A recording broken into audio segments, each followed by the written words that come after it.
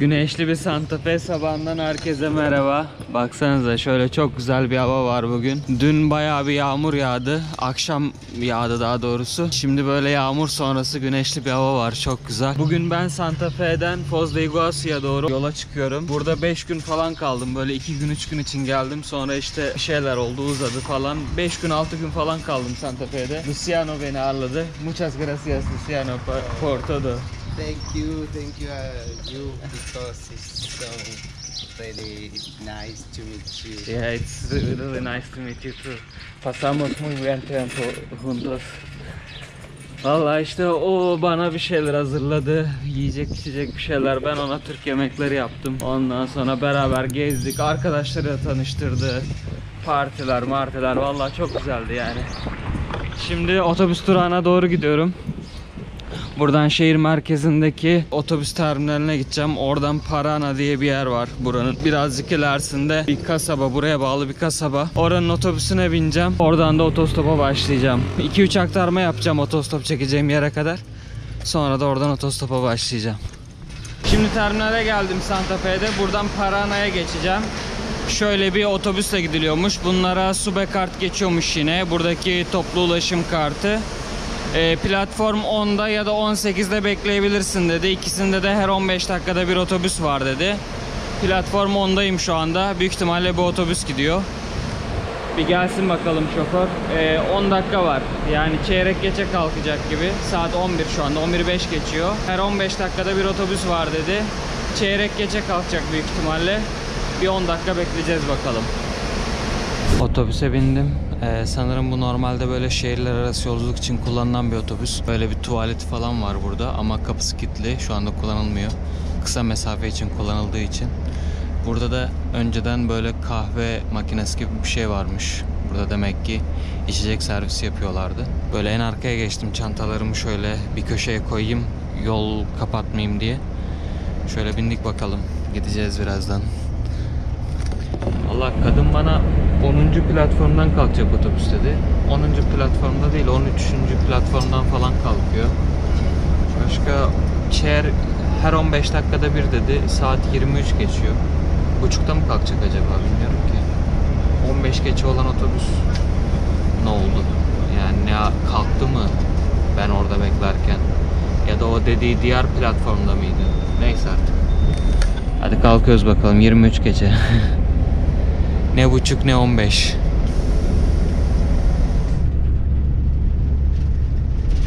Burası Santa Fe ile Parana arasında kalan La Guardia diye bir yer. Şimdi burası Parana nehrinin iki kolunun arasında kalıyor.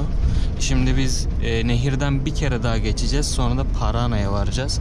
Bakın bu iki nehir arasındaki bir bölge olduğu için hep sulak arazi, görüyor musunuz? Her yerde ufak ufak göletler var böyle. Şimdi birazdan bir köprü daha geçeceğiz. Sonra Parana'dayız. Sonra oradan otostop çekeceğim yere bir kere daha toplu taşımaya bineceğim. Sonra da otostopa başlayacağız. Otobüs durdu niyeyse. Az önce Parana terminaline geldim ben. Orada böyle biraz şehrin çıkışına doğru bir tane böyle toplu taşıma falan bakıyordum. Böyle işte omnibüs diyorlar burada toplu taşıma otobüslerine. Omnibüs bakıyordum. Artık buranın toplu taşıma sistemi Google'a yüklü değil midir nedir bilmiyorum. Çıkmıyor yani, bir şey çıkmıyor. Sonra da biraz zor olacak. Şimdi insanlar tarif edecek. Yarısını anlayacağım, yarısını anlamayacağım falan. Ben de haritada gideceğim yöne doğru olan bir tane kasaba gördüm. En yakın kasaba. Orayı sordum nasıl gidebilirim diye. Dediler şuradan bilet alabilirsin. Aldım bileti, 700 peso falan. Böyle yani 85-90 sent falan dolarla hesapladığın zaman. Ben de buraya bir tane bilet aldım. Şöyle buraya geldim. La Picada diye bir kasaba. Böyle. Çok da güzel bir yer. Baksanıza dümdüz. Ot kokusu geliyor her yerden, mis gibi. Çok güzel bir köy burası. Şimdi buradan otostopa başlayacağım. Şöyle şuradan doğru başlıyorum şimdi otostop çekmeye.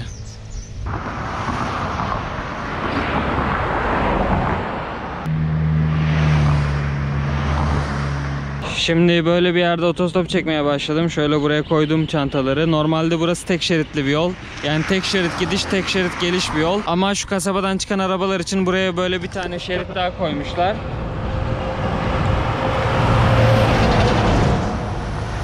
Ben de bu şeride çantalarımı koydum. Şimdi özellikle böyle biraz ileri koydum ki şöyle trafiği tehlikeye atmayalım diye. Oradan çıkan arabalar sıkıntı yaşamasın diye. Böylelikle aynı zamanda şuraya da böyle arabaların durabileceği bir alan da var.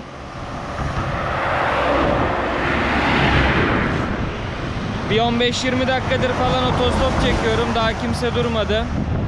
Hava da biraz sıcak ama şansıma şöyle bir ağaç denk geldi. Böyle arabaları beklerken, yani yoldan hiçbir araba geçmiyorken böyle gölgede bekliyorum. Şimdi bu yolculuk muhtemelen böyle 2 gün falan sürecek. Ama bugün biraz geç çıktım yola. O yüzden 3 güne de biraz uzayabilir. Mesela normalde sabah 9-10 gibi falan başlamaya çalışıyorum otostopa. Ama bugün saat 1.30'dan sonra başladım. 2'ye geliyordu. Az önce galiba saati yanlış söyledim. Saat 1 falan dedim galiba. 2'ye geliyormuş. Şu anda saat 2 falan hemen hemen. İşte biraz geç başladık otostopa bugün. Yarın da yağışlı gösteriyor. Şu anda en büyük iki endişem, birincisi yarın yağışlı gösteriyor hava. İkincisi de güvenlik konusu. Akşam çadırda kalmam gerekecek. Bu akşam belki otostop uzarsa, araba bulamazsam yarın akşam da aynı şekilde çadırda kalmam gerekebilir. Ama güvenlik konusunda biraz daha kafam rahat. Neden? Şimdi baksanıza şu köye. Gayet nezih, güvenli, böyle derli toplu bir yere benziyor. Ben burada mesela çadır kursam bile hiç kendimi güvensiz hissetmem. Çok rahat burada uyurum, yani kamp yaparım. İlerideki köylerde böyleyse çok rahat bir şekilde kampımı yaparak ilerleyebilirim.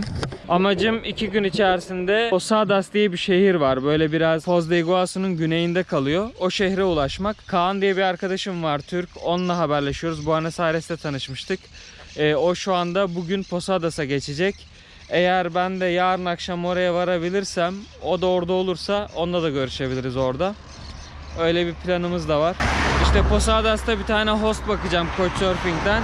Bulabilirsem orada bir 2-3 gün kalabilirim. Bu arada bu videoyu beğenerek, yorum yaparak, kanala abone olarak destek olursanız çok sevinirim.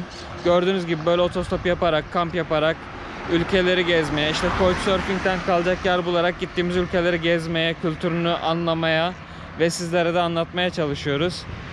Siz de bir beğeniyle, yorumla, abone değilseniz abone olarak destek olursanız, bu videoların daha fazla kişiye erişmesine yardımcı olursanız çok sevinirim. Böyle. Şimdi böyle otostop çekmeye devam. Hadi bakalım.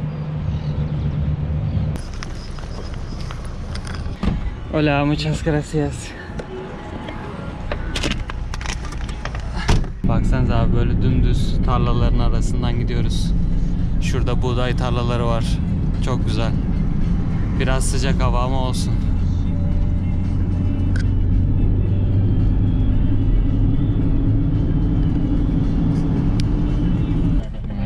Muchas gracias.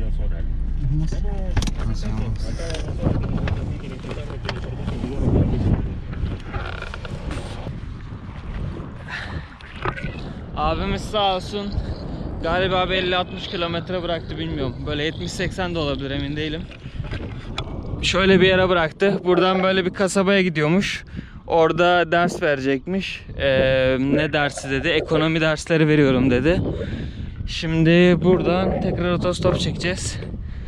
Hiç de araba geçmiyor. Ne yapacağız bilmiyorum valla. Böyle devam edeceğiz. Geride yol ikiye ayrılıyordu. Dedi ki soldan mı gideceksin, sağdan mı gideceksin dedi. Soldan da dedi gidiliyor. Sonra haritadan baktım. Harita buradan götürüyordu. Dedim haritanın bir bildiği vardır. Buradan devam edeceğim. Şimdi başlayalım bakalım otostop çekmeye. Lan hiç gölge de yok burada ya. Ama esiyor rüzgar. Hava da çok sıcak değil. 10 numara aslında. Bak bu araba da sola dönüyor. Hadi bakalım.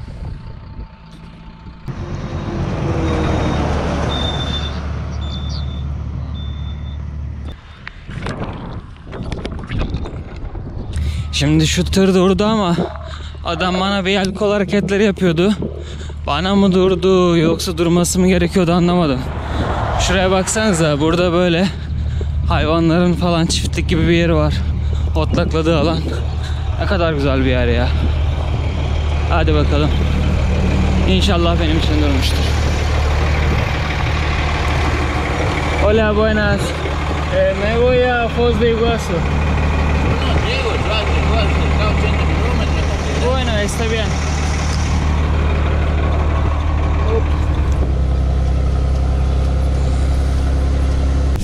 Şimdi şöyle bir yere geldim.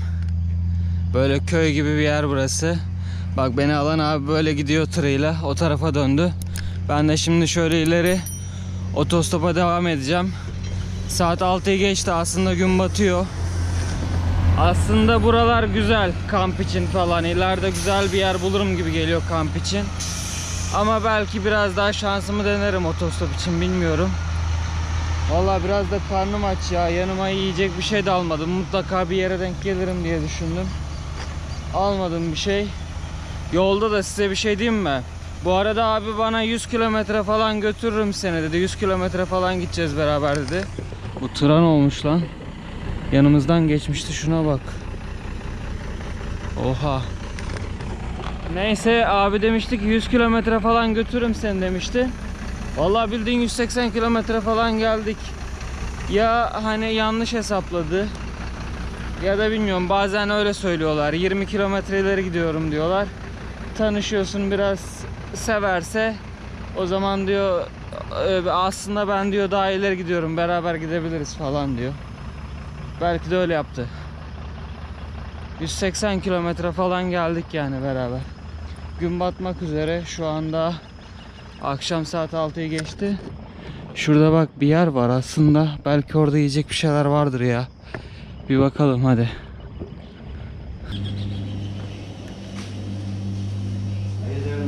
Hola, buenas. ¿Tiene sándwich o algo? ¿Sándwich? Pan. No, Sí. nada. No. Pan. ¿Pan sí? Ah, bueno. Facturas tiene. Bueno, ¿Cuánto cuesta cada uno? 220 cada una. 220 cada uno. Bueno. Quiero 5 facturas. 5 facturas. Sí.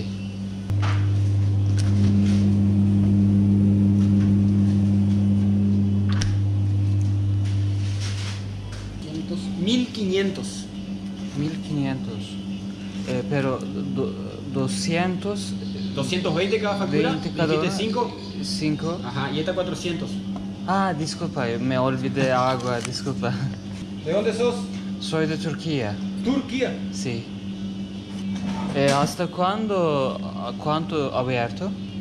Hasta las 9, 9 y media, poner. 9, 9 y media. Bueno. Gracias. Bueno, gracias a vos. Gracias, chao.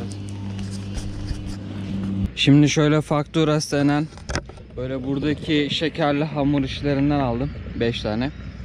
Hatta 3 tanesini yedim, şöyle 2 tane kaldı. Şimdi bunları yiyeceğim. Sonra buradan otostop çekeceğim. Yine bayağı araba geçiyor ya. Az önceki yer, bir önceki otostop çektiğim yer bayağı sakindi. Buradan bayağı araba geçiyor. Aslında dediğim gibi burada bir yerde kamp yapsam daha iyi benim için ama biraz gün batana kadar şansım denerim herhalde. Dükkan da akşam 9'a kadar açıkmış. Burada kalırsam dükkandan böyle bir ihtiyacım olursa onu da alabilirim. Öyle güzel bir yere benziyor.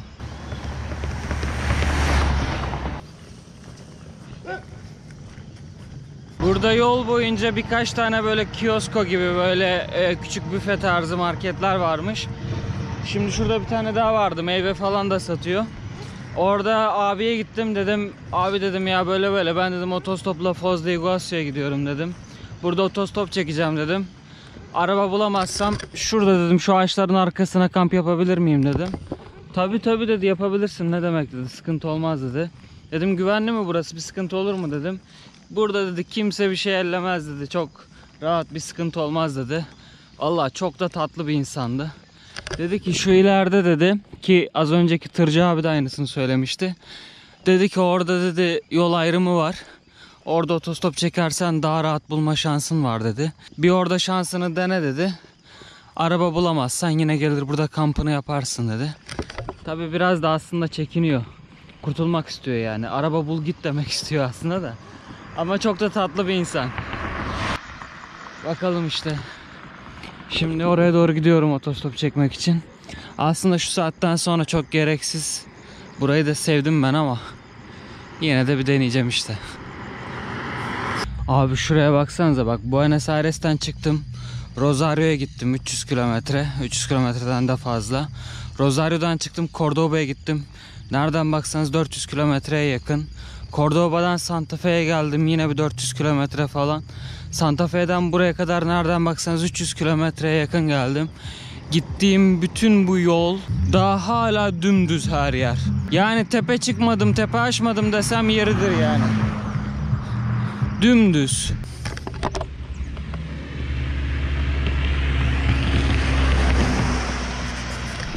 Köpek bana bakıyor. Ben buraya geldim. Otostop çekiyorum deminden beri. Bir 5-10 dakikadır ama çok az araba geçiyor. Tırlar geçiyor. Bir de aile dolu arabalar geçiyor. Onlar da hep şuraya gidiyorlar. Burada galiba bir etkinlik var kasabada. Böyle kermes gibi bir şey galiba. Orada mikrofondan birileri konuşuyor. Şuraya girip çıkıyorlar. Orada ne yapıyorlar bilmiyorum. Öyle bakalım. Hava kararmak üzere. Saat 7.30'u geçti sayılır. Ben de herhalde birazdan döner orada kamp yaparım ya. Orada konuştuğum market sahibi abi muhabbeti çok iyi gibi duruyor adamın. Onunla belki tanışmayı deneyebilirim.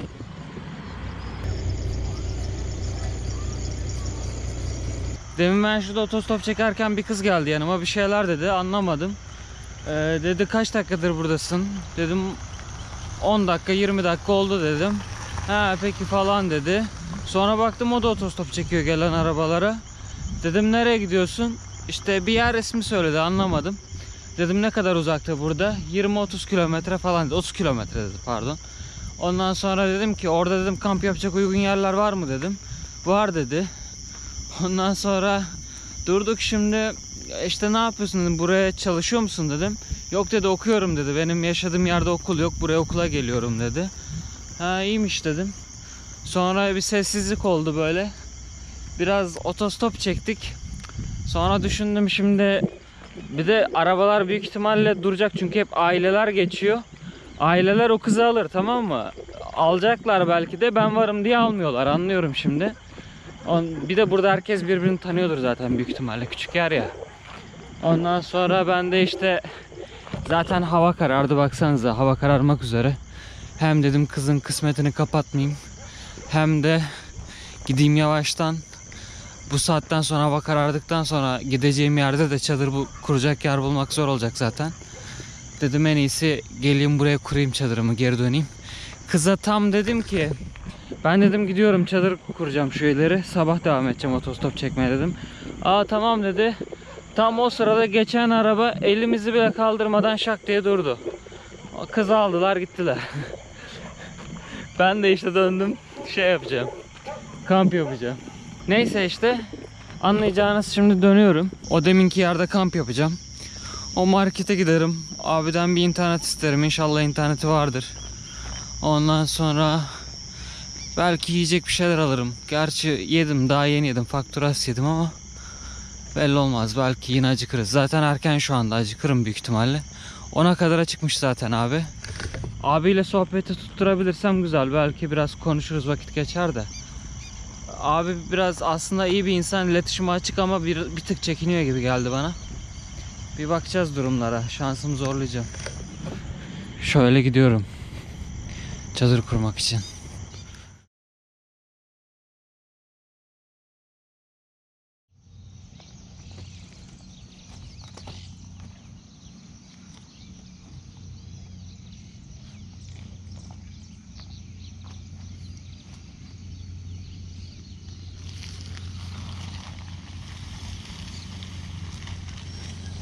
Günaydın.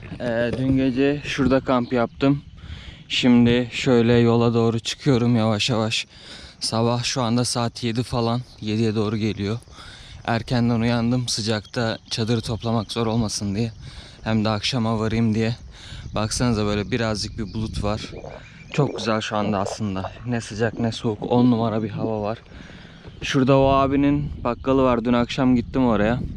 Adam herhalde biraz çekiniyor işte. Yani yabancıyım ya. Biraz soğuk davrandı. Ben de çok oyalanmadım. Bir 5 dakika internete bağlandım. Sonra ayrıldım hemen. İşte bir şeyler aldım. Alfahor denen buranın bir tatlısı var. Ondan falan aldım böyle atıştırmak için. Sandviç tarzı bir şey yoktu pek. Şimdi burası da bayağı sulakmış. Karşıdan hiç öyle görünmüyordu. Nasıl geçeceğiz buradan? Hadi bakalım. Hop. Evet geçtik. Böyle işte dün sanırım böyle bir 300 kilometreye yakın geldim. Bugün tam 500 kilometre kaldı Posadas'a. Foz de Iguaçu'ya değil de Posadas diye bir kasaba var. Foz de Iguaçu'dan böyle galiba 200-300 kilometre daha güneyde. Oraya kadar gideceğim. En büyük sıkıntı, yani ben yolda mutlaka böyle internet bulurum, böyle yerleşim yerlerine denk gelirim diye düşünmüştüm. Couchsurfing'den host ayarlamamıştım kendime. İnternette bulmak çok zor görünüyor şu anda. Ve bu akşam oraya varacağım. Yani ne ara internete bağlanıp ne ara mesaj atacağım, ne ara cevap alacağım bilmiyorum. Hadi bakalım, şimdi şu yol ayrımına kadar otostop çeke çeke yürüyeceğim. İlerideki kavşağa kadar. Dün akşamki yere kadar. Sonra orada çantaları yere koyup öyle başlayacağım otostop çekmeye. Sabit bir yerde başlayacağım. Hadi bakalım, ilerliyoruz.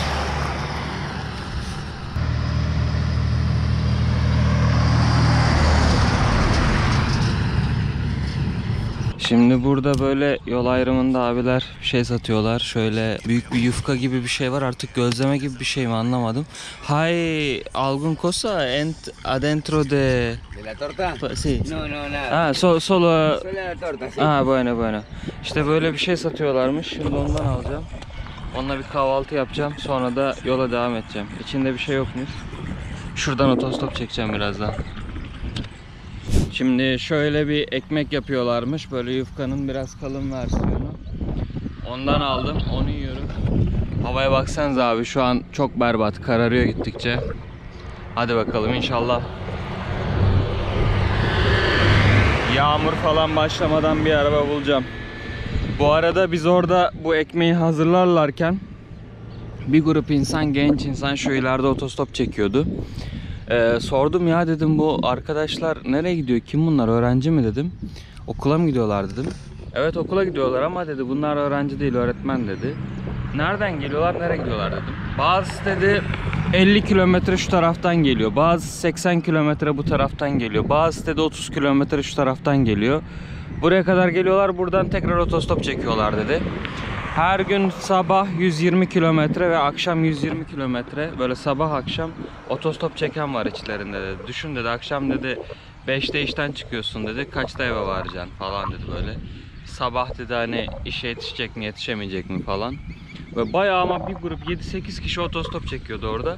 Sonra bir otobüs durdu, aldı onlar. Artık o otobüs servis miydi bilmiyorum. Eğer servis alacaksa niye otostop çekiyorlar onu da anlamadım. Garip yani, dün akşam buraya gelip otostop çeken kızı da anlamış oldum böylece. Tanıştığım herkesin beni niye buraya gönderdiğini de anlamış oldum. Çünkü herkes burada otostop çekiyormuş zaten. Demek ki burada böyle normal. Hadi bakalım, şimdi başlayacağız otostopa.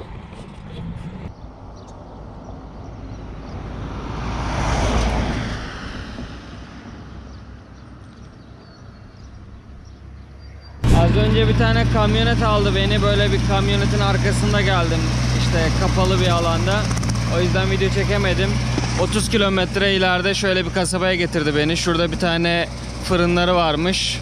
Galiba un falan böyle bir şeyler taşıyordu veya işte hamur işi falan bir şeyler taşıyordu arabada. Bakın şu yol kenarlarını nasıl biçtiklerini merak ediyordum. Böyle traktörün arkasında biçer takıyorlarmış.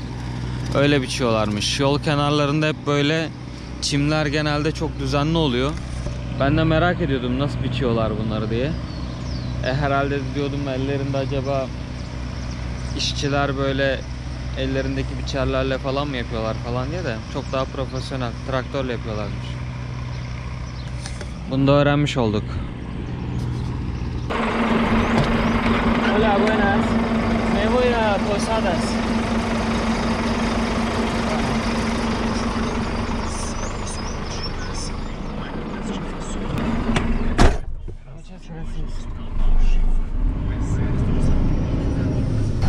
Abimiz Brezilyalı çıktı. Çok konuşmuyor ama. Şöyle gidiyoruz bakalım. Ama bayağı gideceğiz gibi ya beraber. Abiyle bayağı yol teptik ya. Vallahi anlaşması biraz zor oldu. Onun da İspanyolcası kırık dökük, benim de İspanyolcam kırık dökük. Biraz anlaşmakta zorlandık ama bayağı yol teptik. 1,5 saat yol teptik beraber. 100 kilometreden fazla gelmişizdir herhalde. 340 kilometre kaldı. 4,5 saat falan gösteriyor. Şu anda tam yol ayrımındayım işte. Şimdi otobandayım. Otobana çıktık, hatta otobandan bayağı ilerledik. Şu yol Brezilya tarafına gidiyor. İleride sınır var. Brezilya'ya geçecek abi. Brezilya'ya gidiyor. Önce evine gidecekmiş. Santa Catarina'da sanırım. Orada yaşıyormuş. Orada kalacakmış. Sonra da São Paulo'ya gidecekmiş kamyonla yük taşımaya. İşte ben de buradan Posadas, Foz de Iguaçu tarafına gidiyorum. Posadas'a gidiyorum aslında. İşte internete de bağlandım biraz. Bakalım, bir kişi yazmış bana böyle, şöyle, şimdi Couchsurfing'de siz de insanlara sorabiliyorsunuz. İşte ben şu tarihler arasında şu senin şehrinde olacağım. Planım şunlar. Beni bu tarihler arasında ağırlayabilir misin diye. Aynı zamanda bir etkinlik oluşturup, yani şu tarihler arasında Posadas'ta olacağım diye bir etkinlik oluşturuyorsunuz. Oradaki hostlar sizin etkinliğini görüyor. Sizin etkinliğinizi görüyor. Sizi onlar da davet edebiliyorlar. Ben de kalabilirsin diye. Ben kimseye mesaj atmamıştım, tam kaç günde varacağımı falan tam kestiremediğim için. Hani yol nasıl, yani otostopta araba bulabilir miyim, yağmura yakalanır mıyım, ne olur ne biter tam bilemediğim için kimseye yazmamıştım, ama bir etkinlik oluşturmuştum. Bir kişi yazmış bana, ben de kalabilirsin diye. Şimdi ona mesaj attım, dedim hala müsait misin? Ben dedim bu akşam büyük ihtimalle ulaşacağım gibi görünüyor dedim. Bakalım ya, şu an yine internetim yok. Cevap yazsa bile şu an göremem. Bindiğim arabalarda birinden sorarım internet. Öyle, şimdi en azından otobana çıkmış olduk. Yani otoban dedikleri aslında çevre yolu gibi bizdeki. Tam anlamıyla otobanda değil aslında. İşte buraya çıktık. Bu yol Buenos Aires'ten Foz de Iguaçu'ya giden yol. O yüzden daha aktif diyeceğim de arabada yok yani. Ama en azından daha uzun mesafe gidiyor arabalar. Öyle umuyorum en azından. Bakalım, şimdi şu ileriden bir otostop çekeceğim. Yol kenarı falan geniş ya böyle. Otostopa çok daha müsait bir yol. Buradan kolay bulurum gibi geliyor. Kaan'la konuştum, o arkadaşımla. Posadas'taki. Posadas'ta acayip bir şekilde yağmur varmış şu anda. O yüzden diyor evden falan çıkamıyorum diyor. Planlarım vardı, yapamadım diyor. Bakalım, ama pazara kadar kalacakmış. Ben de bu akşam oraya ulaşırsam görüşmüş oluruz onunla, da güzel olur. Bakalım, şimdi otostopa devam. Bak, şurada bir şey var. Yol kenarlarında böyle kiliselerin içinde olan heykellerden oluyor bazen. Bu Hristiyanlar da böyle işte bu haç işareti yapıyorlar ya şöyle. Onu gördükleri zaman haç işareti yapıp yola öyle devam ediyorlar. Böyle bir iki sürücüde denk geldim. Şurada da galiba öyle bir şey var. Ne bunlar bilmiyorum. Yani niye mesela buraya koymuş? Başka bir yer değil.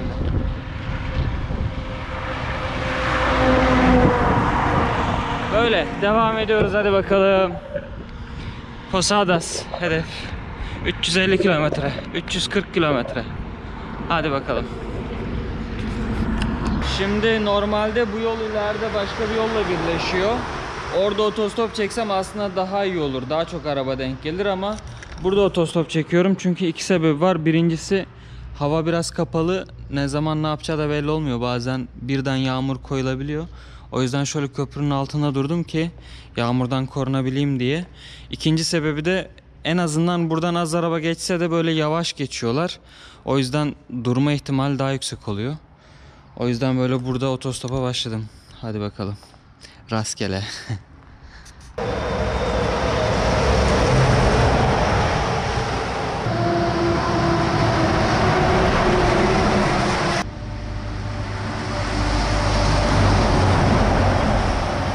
Az önce orada beklerken bu abi aldı beni. Bir 50 kilometre falan gidecekmişiz. Abimiz buralarda bir yerde bir böyle çiftçilik, hayvancılık falan yapıyormuş. İşte ineklerim var falan dedi. Hola señor. Mira, un gustazo. Sí, Amigo ¿cómo? nuevo. Sí. Argentino. Sí.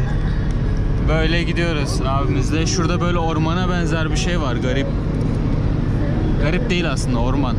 Yani öyle bayağı da şey yani yol. Böyle gidiyoruz bakalım.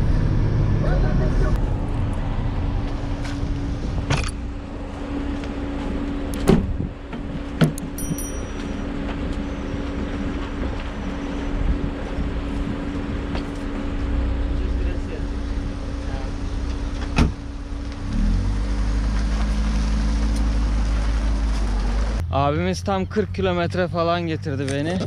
Şu ileride bir köyde oturuyormuş. Tam 25.000 hektarlık bir arazide çalışıyormuş. Suecia dedi. Suecia İsviçre miydi, İsveç miydi? Karıştırıyorum yine İspanyolca'da da.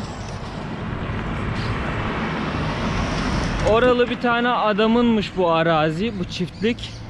Tam 20.000 tane inek var dedi. Acaba koyun falan böyle küçükbaş hayvan var mı bilmiyorum. Tam dedi 20.000 inek var dedi. 25.000 hektarlık bir arazide çalışıyoruz dedi. 400 tane çalışan var dedi. Bu 400 çalışanın 100'ünün kendi arabası var. Bu arabaların hepsini patron aldı dedi. Vay anasını dedim ya. Ama baksanıza. Arazi tam hayvancılık yapmalık yani. Muazzam. Şu ileride acayip böyle büyük inek sürüleri var. Buradan böyle çok az görünüyor. Bu arada şimdi önceki otostop çektiğim tırda adam şey soruyor. Diyor ki Türkiye'de diyor hep böyle çöl var değil mi? Çöl her yer değil mi diyor.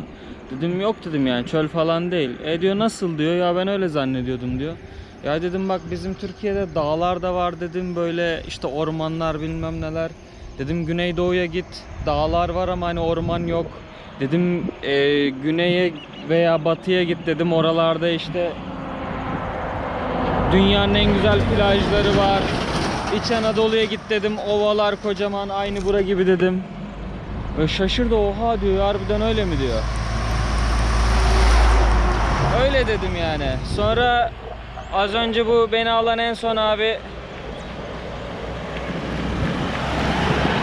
bu da diyor ki Türkiye'de diyor deve var değil mi diyor. Siz diyor deve işte bu hayvanlardan falan konuşurken siz de diyor deve besliyorsunuz değil mi diyor.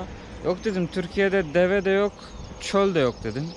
Yok mu falan diyor. Yok dedim bak böyle yine aynısını anlattım. Dedim bak böyle dağlar var, plajlar var, ovalar var. Bazı yerlerde dağlar var ama böyle daha kırsal, daha ağaç yok falan. Böyle yani bu insanlara bazen artık hep aynı şeyleri anlatmaktan bıkıyorum ama yoruluyorum. Bunu sordukları zaman çok yoruluyorum gerçekten. Ama yapacak bir şey yok. Bu adamlar da bilmiyor yani. Niye bilmiyorsun diye de suçlayamazsın. Bir şey de diyemezsin. Kızamazsın da. Ama yoruyor yani. Gerçekten bu imaj bazen yoruyor. Bazen diyorlar dur sana Türkçe bir müzik açayım diyorlar. Bir açıyor Habibi Habibi bilmem ne falan. Sizin diyorlar alfabeniz işte bu Arap alfabesi değil mi? Onlardan kullanıyorsunuz değil mi diyor. Türkiye'de diyor kadınlar başı açık gezebiliyorlar mı diyorlar. Alkol yasak değil mi Türkiye'de diyor dün bir tane adam. Nerede kim sordu hatırlamıyorum. Dün sordular. Yasak değil mi Türkiye'de diyor. Ha pardon sabah o bana şu ekmeği satan abi dedi. Dedi Türkiye'de alkol yasak değil mi dedi. Yo dedim yasak değil serbest. Ama diyor insanlar içmiyorlar değil mi diyor. Yo dedim içen de var içmeyen de var. Anlatabilirsem. Vallahi artık bunları anlatmaktan gına geldi ya. Ha bir de o Brezilyalı abi diyor ki bizim için diyor Araplarla Türkler aynı diyor. Biz diyor hepsine Türk diyoruz diyor. İyi dedim güzel. Ne diyeyim şimdi adama yani. Hayır ama biz farklıyız dedim. Biliyorum ama diyor biz hepinize diyor Türk diyoruz diyor. İyi dedim yani ne yapayım. Yine buradan biraz daha fazla araba geçiyor. Ama otoban dedikleri yine tek şeritli, tek şerit gidiş tek şerit dönüşe döndü yine.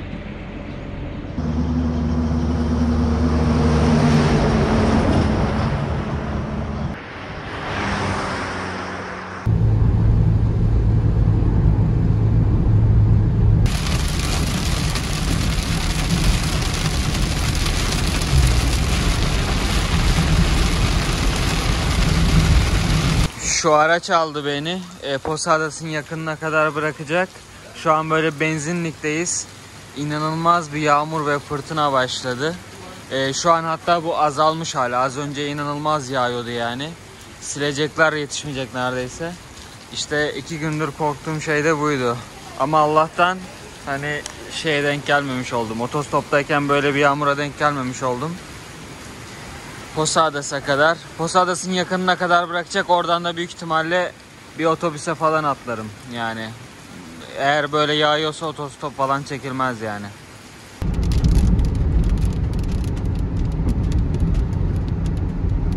Abi şimdi son otostop çektiğim yerden arkadaş aldı beni. Grabando video. ok. Şimdi Posadas'a 15 kilometre falan mesafedeyiz. Sağ olsun beni terminale kadar bıraktı, üstüne üstlük şimdi beraber Posadas'a gitmek için bilet bakıyoruz. Allah sağ olsun ya, çok yardımcı oldu. Bueno. Öyle şimdi Posadas'a bilet alacağız buradan. Bu arada burası hayatımda bulunduğum en nemli yer olabilir. Yani arabadan indiğin anda böyle yerden suratına vuruyor sıcak ve nem yani. Aşırı sıcak yok da nem aşırı. Hani vücudun her tarafını sarıyor nem. Camlara baksanıza nasıl buhar yapmış. İnanılmaz ya. Bak dün tıra bindiğim yerle tırdan indiğim yer arasındaki nem farkı inanılmazdı. Bugün bu arabaya bindiğim yerle indiğim yer arasındaki nem farkı inanılmaz yani, müthiş. Bu nemde yolculuk yapmak çok zor olacak bundan sonra. Şimdi bilet almaya gerek yokmuş yani, buradan öyle otobüsler gitmiyormuş galiba oraya biletli şekilde. Toplu taşıma almak gerekiyormuş. Toplu taşımaya binmek gerekiyormuş. Böyle buraya geldik, şimdi toplu taşımaya bineceğim ben. Allah arkadaş da sağ olsun buraya kadar bana eşlik ediyor sürekli. Durağa kadar getirdi yani. Şimdi bakalım, bineceğim birazdan. Posadas'a geçeceğim buradan. Muchas gracias por todo, amigo. Sí. Abi duraktan toplu taşımaya bindim, geldim buraya. Böyle aktarmalı geldim. İşte bir tane, ya işte bir kıza sordum, dedim ki buradan nasıl gidiliyor merkeze? Direkt gidenler de var dedi, aktarmalı gidenler de var dedi. Direkt gidenlere denk gelmeye çalışıyordum. Ama sanırım çok seyrek geçiyor. Bir tane otobüs yaklaştı. Kız dedi ki bu gidiyor, atla dedi. Tamam dedim, atladım. Aktarmalıymış o da. Allah'tan ki aktarma kolaydı. Böyle bir merkez var. Oraya indiriyorlar. Oradan işte bir otobüse biniyorsun. Ödeme de yapmıyorsun. Sonra geliyorsun işte. Sonra abi bindim ona. Geliyoruz. Bu sefer bir problem daha var. Ben Posadas'ta nereye gitmek istediğimi bilmiyorum. Çünkü ne kalacak yerim belli, ne bir planım var, hiçbir şey yok. Dümdüz gidiyoruz öyle. Nerede ineceğimi bilmiyorum otobüsten. Sonra olan dedim, biraz haritaya bakarım, biraz işte milletin inişine binişine bakarım, biraz caddelere bakarım, bir yerde inerim dedim. Bir de kimse de inmiyor. Ne inen var ne binen var otobüse. Gidiyor otobüs öyle. Toplu taşıma. Garip. Şöyle bir yerden geçtik. Burası biraz merkezi bir caddeye benziyordu. Dedim burada ineyim bari. Şimdi bir kafeye oturacağım, internete bağlanacağım. Kalacak bir yer bulmam lazım. İnşallah Couchsurfing'den birini bulurum. En son internete bağlandığımda o bahsettiğim arkadaş, bana işte bende kal diye teklif eden arkadaş daha cevap yazmamıştı. Ona mesaj attım. Hala müsaitsen sen de kalabilirim diye. En son internete bağlandığımda daha cevap yazmamıştı. Bir benzinlikte bağlandım. Bakalım o yazmış mı diye ona bakacağım. Yazmamışsa başka post arayacağım. Baksanıza kocaman Arjantin bayrağı. İnanılmaz bir nem var. Az önce söyledim galiba. İnanılmaz. Tam bir tropikal iklim vibe'ı. Çevrede gördüğüm her şey bana biraz Brezilya'yı hatırlatıyor. Biraz da hep internette gördüğüm Kolombiya fotoğraflarını hatırlatıyor niyeyse. Bakalım şimdi şöyle güzel bir kafeterya falan öyle bir şey bulabilirsem bir kahve karşılığında internete bağlanacağım. Kalacak yer bulacağım inşallah. Sonra da bakalım, bir çaresine bakacağız. Böyle bir barakaya geldim. Olayları yarın anlatacağım.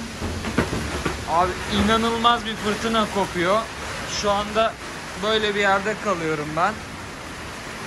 Şuradan kapı falan açık, her şey açık orada. İçerisi toz duman içerisinde. Böyle bir yerde kalıyorum. Yarın anlatacağım olayları. Üf.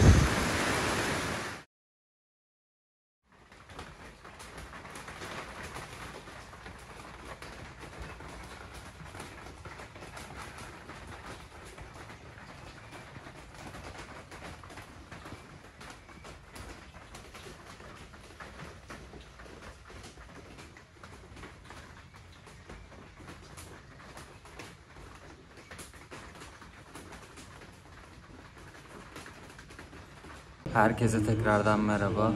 Bu videoyu böyle bu videoları çektikten bayağı bir sonra çekiyorum şu anda. Editliyordum videoyu. Öyle son kısmı çekmemişim. O yüzden oradaki olayları anlatayım dedim. Çekmememin sebebi de şu. Şimdi biz o gün Kaan'la buluştuk. Sonra ben Couchsurfing'den kalacak yer arıyordum. Bir türlü bulamadım çünkü son saatlerde akşam olmuştu ve ben o gece için kalacak yer arıyordum. Bütün gün internete erişim olmadığı için ancak orada o zaman pastaneye gittikten sonra şey yapabildim, internete bağlanabildim. Sonra kalacak bir yer bulamayınca Kaan da Couchsurfing'den bir yerde kalıyordu zaten.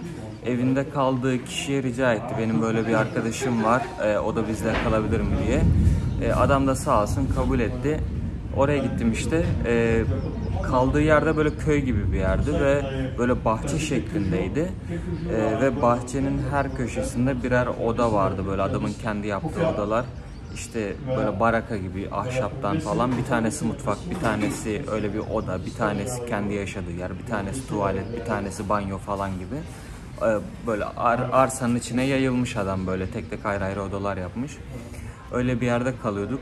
Ama adamın normalde, ben o adama da mesela Couchsurfing'den mesaj atmışım ama adam kabul etmemiş aslında. Kabul etmeme sebebi de zaten bir kişilik yeri varmış, orada da Kaan'ı ağırlıyormuş. Beni sonradan ağırladığı yer az önceki videoda gördüğünüz gibi böyle tadilat halinde, böyle yerde bir tane yatak vardı, o yatakta kalıyordum ben. Ve gece bir fırtına koptu. Fırtına kopunca odanın bütün içi tozla doldu böyle. Ondan sonra işte inanılmaz bir gürültü geliyordu. Elektrikler gitti zaten. Ve elektrikler ertesi günde akşama kadar gelmedi. Böyle işte böyle elektrikler falan gidince, internette kopunca böyle açıkçası orada video da çekemedim. İnternete bağlanıp düzenli olarak attığım storyleri de atamadım falan, böyle her şey bir aksadı orada. O arada bu videoyu da çekmemişim yani, demek ki kamerayı şarj edemedim demek ki orada. Öyle orada bir 3 gün falan kaldım. Kaan'la biraz vakit geçirdik. Sonra da ben yola devam ettim. Bu şekilde. Buraya kadar izlediğiniz için çok teşekkür ederim. Videoyu beğenerek, yorum yaparak, kanala abone olarak destek olursanız çok sevinirim. Aynı zamanda katıl abonesi olarak da yaptığım yolculuğa destek olabilirsiniz. Bir de Buy Me a Cafe diye bir tane web sitesinden bir hesap açtım, biliyorsunuz sosyal medya içerik üreticileri o site aracılığıyla takipçilerinden destek alabiliyorlar. Benim de böyle yolculuğum o site aracılığıyla bir kahve ısmarlayarak destek olabilirsiniz. Kendinize çok iyi bakın, bir sonraki videoda görüşürüz.